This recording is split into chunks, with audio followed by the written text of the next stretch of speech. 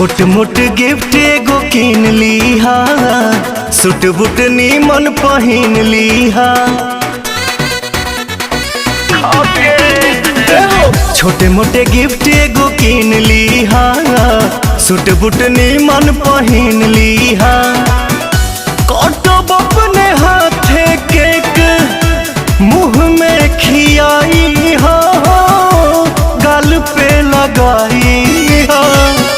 मनतावे birthday 18वां घरवा, जान हो जरूर आई हा तो खाके जाई हा।